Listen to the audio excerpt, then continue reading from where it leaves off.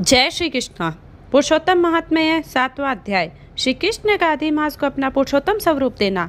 सूत जी बोले, हे तपोधन, आप लोगों ने जो प्रश्न किया है वही प्रश्न ऋषिश्वर नारद जी ने नारायण से किया था। नारायण ने नारद जी से जो कहा था वही मैं आप लोगों से कहता हूँ। नारद जी बोले, हे बद्रीपते, जब विष्णु अधिक मास के अपार दुख सहकर चुप हो गए तब भगवान श्री कृष्ण ने क्या कहा सो आप कहो। श्री नारायण बोले, हे वत्स नारद, गोलोकनाथ श्री कृष्ण ने विष्णु से जो कहा था वह अति गुप्त है, परंतु जो श्रेष्ठ भक्त हो, जिज्ञासु हो, पाखंडी न हो, सज्जन एवं सेवा करने वाला हो, उसे बता देना चाहिए। यह गुप्त वचन सुकीर्ति करने वाला, पुण्यात्मा, यश तथा श्रेष्ठ पुत्र देने वाला है। राजा और राज दरबार को वश में करने वाला, दरिद्रता नाशक, पुण्यात्माओं के सुनने योग्य है।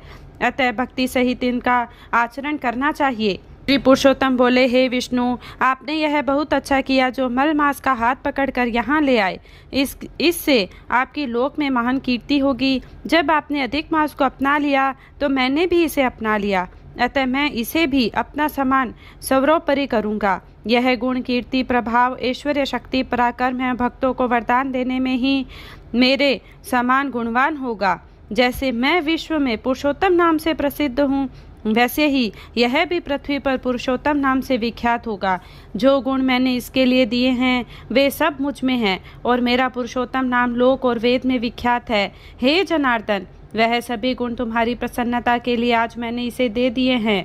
अतः हे मधुसूदन, आज से मैं ही इसका स्वामी हूँ। अब इसका पुरुषोत्तम नाम होने से सब जगत पवित्र हो जाएगा और यह मेरे समान होकर सब मासों का स्वामी होगा। अब यह जगत पूज्य और विश्व वंदनीय होगा। इसकी जो लोग पूजा व्रत आराधना करेंगे उनके सब दुख दरिद्र नाश हो जाएंगे। 12 महीने सकाम हैं, परंतु मैंने इसको निष्काम कर दिया है। जैसे मैं प्राणियों को मोक्ष दाता हूँ, वैसे ही मैंने इसे मोक्ष को देने वाला कर दिया है। जो कोई निष्काम या सकाम भाव से इस अधिक मास को पूजेगा, उसके सभी कर्म भस्मीभूत होकर वह मेरे गोलोक को प्राप्त करेगा।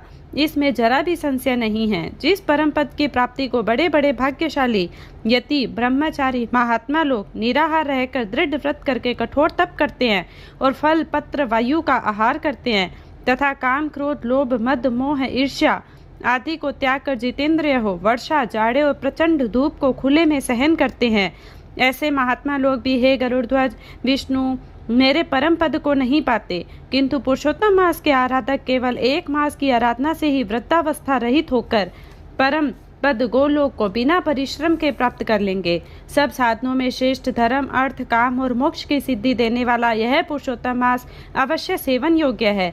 जैसे जोते हुए खेत में बोने से बीज करोड़ गुना बढ़ते हैं, वैसे ही पुरुषोत्तम मास में किया हुआ पुण्य कोटि गुना बढ़ता है। कुछ लोग चतुर्मासादि यज्ञ करके स्वर्ग में जाते हैं और वहाँ के भोग भोग कर फिर पृथ्वी पर आते हैं, किंतु जो व्यक्ति पुरुषोत्तम मास का आदर से विधि पूर्वक सेवन करता है वह अपने कुल का उद्धार कर मुझको ही प्राप्त होता है। जो मुझे प्राप्त हो जाता है वह जन्म, मृत्यु, भय से व्याप्त आदि व्याधि तथा वृद्धावस्था से घिरा हुआ इस संसार में नहीं जन्मता।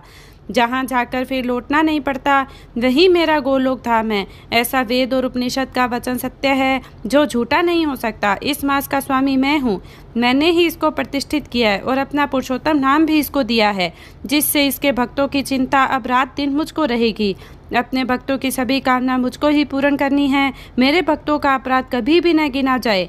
हे विष्णु, मेरी आराधना की अपेक्षा मुझे अपने भक्तों की आराधना अधिक प्रिय है, परंतु कभी कभी मुझे अपने भक्तों की वांछा पूरी करने में जो कुछ देर हो जाती है।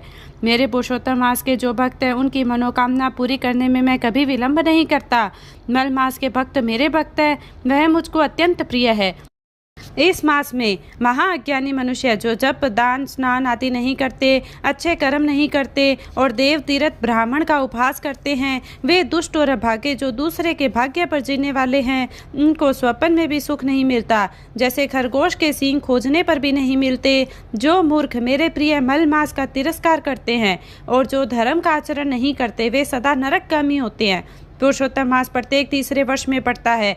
ऐसे मास में जो धर्म आचरण नहीं करते वे कुंभीपाक नरक में पड़ते हैं और जब तक पृथ्वी पर जीवित रहते हैं तब तक अनेक कष्ट पाते हैं। तथा पुत्र पौत्र पत्नी द्वारा दिए गए कलेशों को भोगते हैं। जो सुहागिन स्त्रियां पुत्र सुख और अपने सौभाग्य की कामना से पुरुषोत्तम मास में स्नान दान पूजा पाठ आदि करेगी, उनको मैं सौभाग्य संपत्ति विविध सुख एवं पुत्र आदि देता रहूंगा। जो स्त्रियां मेरा मास व्यर्थ निकाल देगी तो मैं उनके प्रतिकूल हो जाऊंगा, जिससे उन्हें न तो पति का सुख मिलेगा और भाई पुत्र संपत्ति आदि का सुख तो स्वप्न में भी नहीं मिलेगा।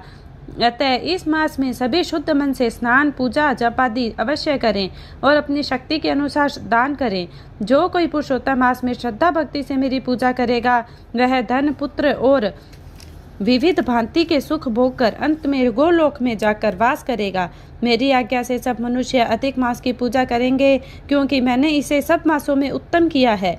हे रमापते, अब तुम अधिक मास की चिंता छोड़कर इस पुरुषोत्तम मास को बैकुंठ ले जाओ। श्री नारायण बोले। इस प्रकार विष्णु श्री कृष्ण के मुख से ऐसे रसीले वचन सुनकर बड़े आनंदित हुए और मलमास को साथ लेकर नवीन मेघ के समान श्याम कांति वाले श्री श्याम सुंदर को प्रणाम करके गरुड़ पर बैठ शीघ्र ही अपने बैकुंठ को चले गए। जय श्री कृष्णा।